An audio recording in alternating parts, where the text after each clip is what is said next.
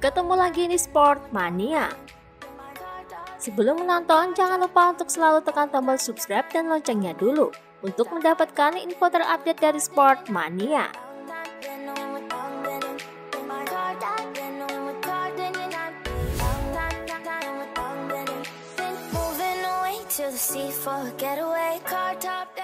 Kepada motorsport, Paul Espargaro mengaku heran dengan prinsip teguh Honda yang tetap tak sudi mempelajari kekuatan tim lain meski dilanda krisis sejak Marc Marquez absen. Tidak ada yang pernah menanyakan saya tentang KTM, dan itu adalah hal mengejutkan bagi saya. Honda sangat tegas dengan cara kerja mereka, dan mereka tidak mau meniru apa yang dilakukan pabrikan lain. Mereka tidak peduli. Kepercayaan diri Honda ini bagus, dan saya memahami itu. Di Honda, mereka ingin membangun mesin sendiri dan harus bekerja tanpa meniru orang lain. Padahal saya bersedia menerangkan apa yang dimiliki tim lain sebelumnya. Apakah itu di KTM atau di Yamaha? Itu kan sangat berarti untuk tim. Tetapi mereka tampaknya tidak tertarik dengan pengalaman yang saya punya. Mereka lebih memilih melihat performa saya dan apa yang harus saya lakukan agar balapan dengan cepat. Mereka membuat kesimpulan hanya dari situ. Mereka bekerja dari informasi itu dan bukan dari apa yang saya katakan kepada mereka.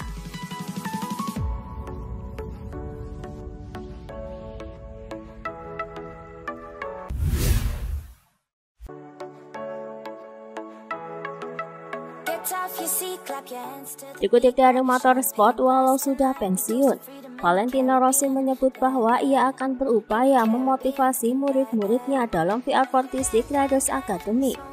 Ia menyebut bahwa murid-muridnya sangat membutuhkan kehadirannya. Bisa jadi memberikan kekuatan psikologis tersendiri.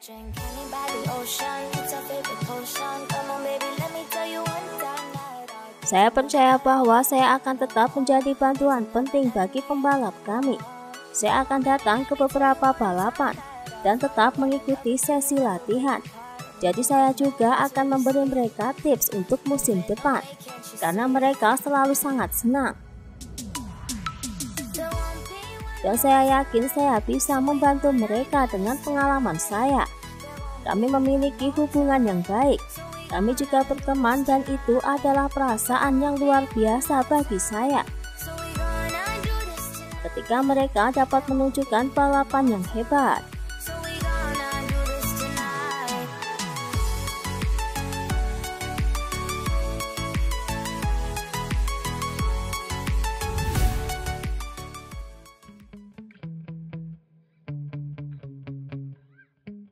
Kepada Speedweek, Paul Espargaro mengaku telah menemukan performa yang pas untuk menjinakkan motor RC200V di MotoGP 2022, yakni mengubah gaya balapnya.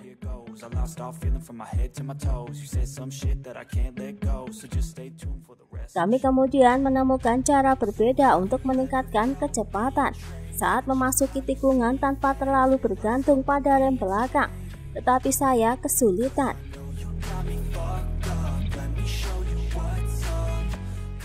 Saya berlatih dengan cara yang berbeda dan disiplin motor yang berbeda agar lebih peka saat berakselerasi dan menikung dengan rem belakang. Semoga itu akan membantu saya pada musim 2022. Ini adalah cara terbaik untuk mendorong diri Anda hingga batasnya.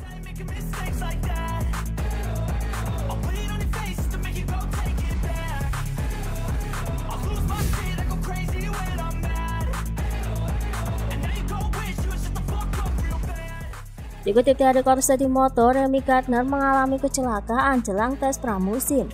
Dia diketahui mengalami kecelakaan saat berlatih dengan motocross. Hal itu terjadi pada hari Sabtu 16 Januari pekan lalu.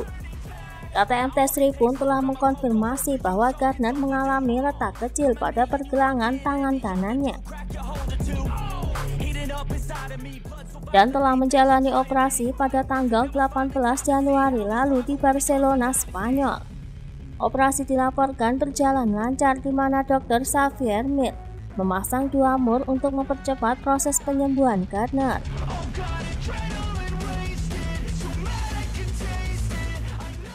Operasi berjalan lancar.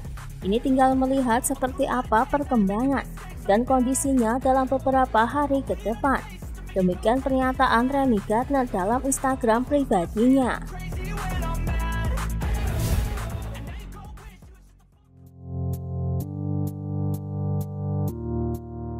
Aldo Dutri sebagai desainer dari 2 pacuan Ducati Gresini Racing mengungkapkan makna menyentuh di balik desain warna biru yang dominan pada livery motor Gresini.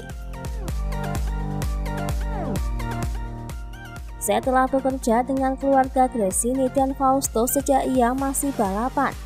Kami kemudian melanjutkannya ketika ia mulai sebagai manajer tim. Kami mengambil resiko karena seperti yang kamu lihat, ini bukan warna biasa, tapi saya pikir warna ini akan unik di grid. Kamu pasti akan mengenali kedua pembalapnya. Warna biru adalah warna udara. Ini adalah warna yang kuat. Dan saya berharap bisa memberikan energi kepada anak-anak. Kami mencoba menemukan warna yang mengusung ide perspektif. The next adalah babak selanjutnya untuk Gresini Racing. Tantangan berikutnya, setelah cerita sedih yang terjadi tahun lalu, sangat bagus untuk memiliki perspektif.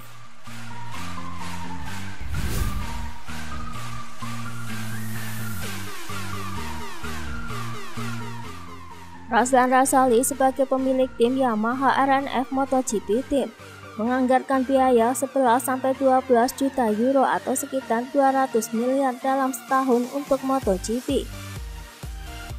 Yang pasti beban kontrak untuk kedua pembalapnya ditanggung oleh Yamaha dan 80 miliar diperuntukkan khusus untuk sewa motor, part dan perlengkapan lainnya tim satelit.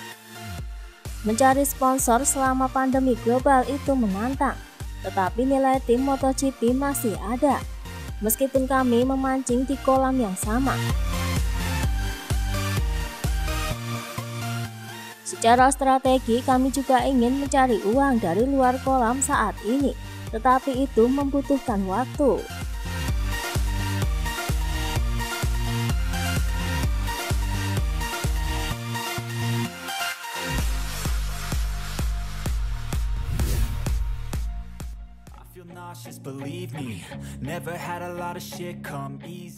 Saat ditanya media soal ikut atau tidaknya melakukan tes pramusim di Sepang, Marc Marquez pun tidak mengiyakan tetapi tidak juga menolak. Terpenting baginya adalah mengoptimalkan fisiknya dalam kurun waktu yang tersisa sebelum pengujian di Sepang.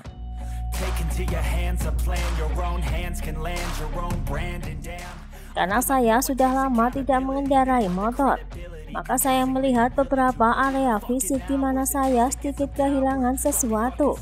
Tetapi ini hanya karena saya tidak dapat melakukan pramusim seperti biasanya. Ada ruang untuk perbaikan tetapi hal positif dan mendasar yang muncul dari tes ini adalah fakta bahwa saya mengkonfirmasi perasaan baik yang kami miliki. Saya menyelesaikan sesi pengujian yang intens dengan jarak yang panjang. Saya sangat senang dengan hasilnya. Kami memiliki waktu 2 minggu sebelum memulai latihan di Sepang. Jadi saya akan mengambil kesempatan untuk mengintensifkan persiapan fisik saya dan berlatih di atas motor.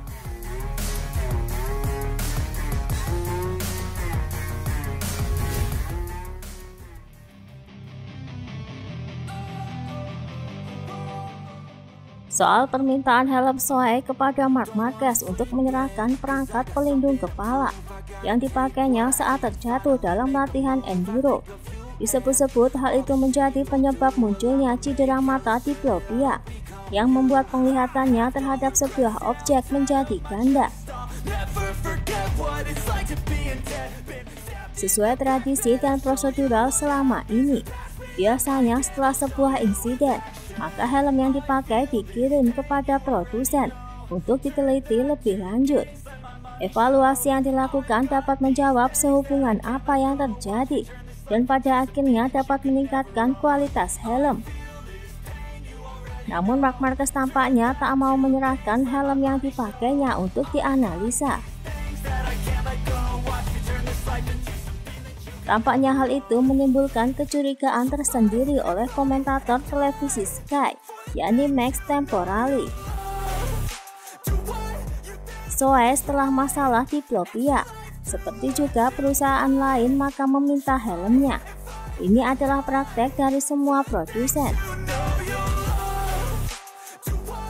Saya telah bekerja dengan Nolan selama bertahun-tahun, dan itu terjadi seperti ini.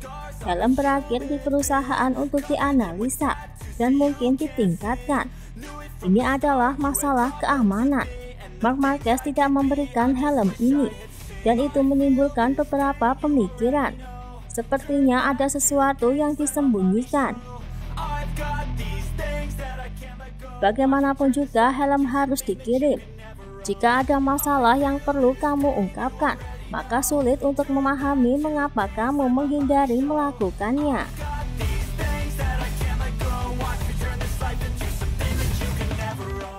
Itulah tadi beberapa informasi dunia MotoGP yang bisa kami sajikan. Terima kasih telah menonton video ini. Selalu ikuti informasi MotoGP kami lainnya. Salam Sport Mania.